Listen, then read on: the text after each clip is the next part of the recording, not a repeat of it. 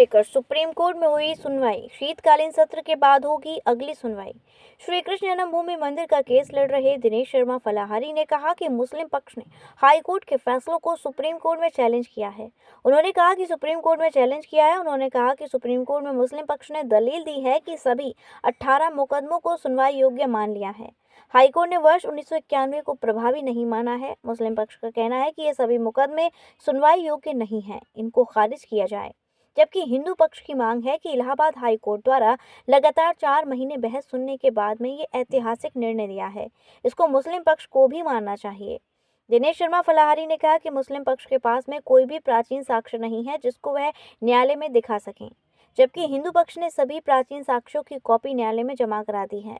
दिनेश शर्मा ने कहा कि हिंदू पक्ष के पास में जितने भी प्राचीन साक्ष्य थे, जैसे खसरा, खतौनी की नकल, पुरानी खेवट की नकल, नगर निगम का असेसमेंट, रेलवे का मुआवजा, बिजली का बिल, पानी का बिल, जमीन की रजिस्ट्री की फोटोकॉपी आदि सभी न्यायालय में जमा कराती हैं।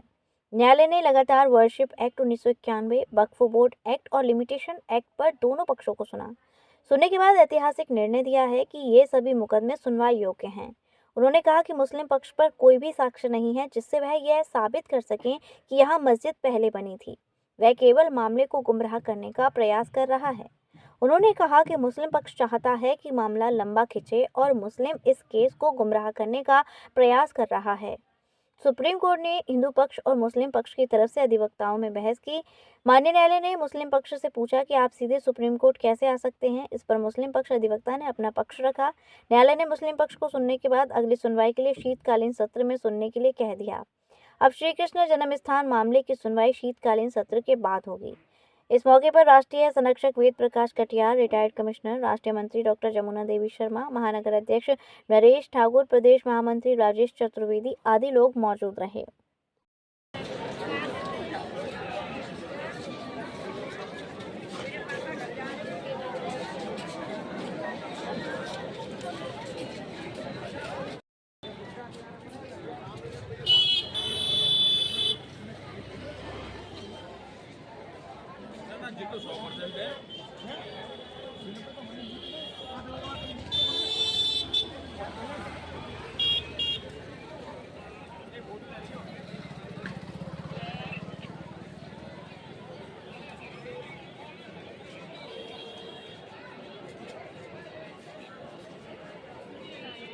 इस जन्म स्थान को लेकर सुप्रीम कोर्ट में सुनवाई हुई।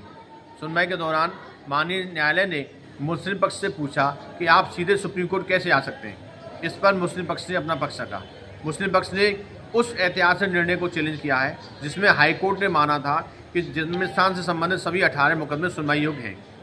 हिंदू पक्ष ने और मुस्लिम पक्ष ने लगातार 4 महीने तक इलाहाबाद हाई कोर्ट में बहस की। हमारे अधिवक्ताओं ने अपना पक्ष रखा और मुस्लिम पक्ष के अधिवक्ताओं ने अपना पक्ष रखा। मुस्लिम पक्ष की तरफ से 7 रूल 11 पर, लिमिटेशन एक्ट पर और वक्फ बोर्ड पर दलील दी गई कि इन नियमों की वजह से यह केस सुनवाई योग्य नहीं है, जबकि हिंदू पक्ष ने माननीय न्यायालय में इन तीनों नियमों पर लगातार 4 महीने तक बहस की।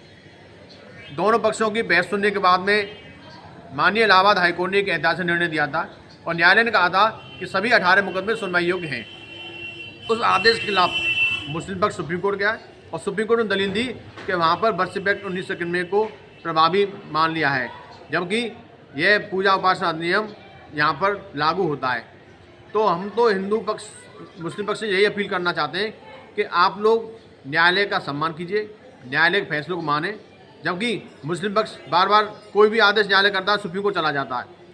माननीय न्यायालय ने सुनने के बाद में अगली सुनवाई के लिए शीतकालीन सत्र के बाद सुनवाई के लिए कहा है। हमारी मांग न्यायालय से यही है कि हमने जो प्राचीन साक्ष्य जमा किए न्यायालय उन पर विचार करे। मुस्लिम पक्ष के पास में कोई भी ऐसा साक्ष्य नहीं है जिससे वे कह सकते कि मस्जिद पहले बनी है। हिंदू पक्ष के पास जितनी प्राचीन साक्ष्य थे, खसा खतौनी नकल थी, पुरानी खेवट नकल थी और नगर निगम का असेसमेंट था, रेलवे का मुआवजा था और जो 13.37 एकड़ ज़मीन है उसकी रजिस्ट्री कॉपी भी हमने न्यायालय में जमा कर दी है।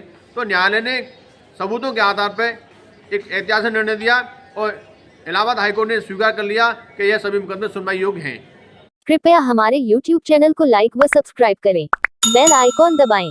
ताज़ा खबरों के लिए हमसे जुड़े रहें।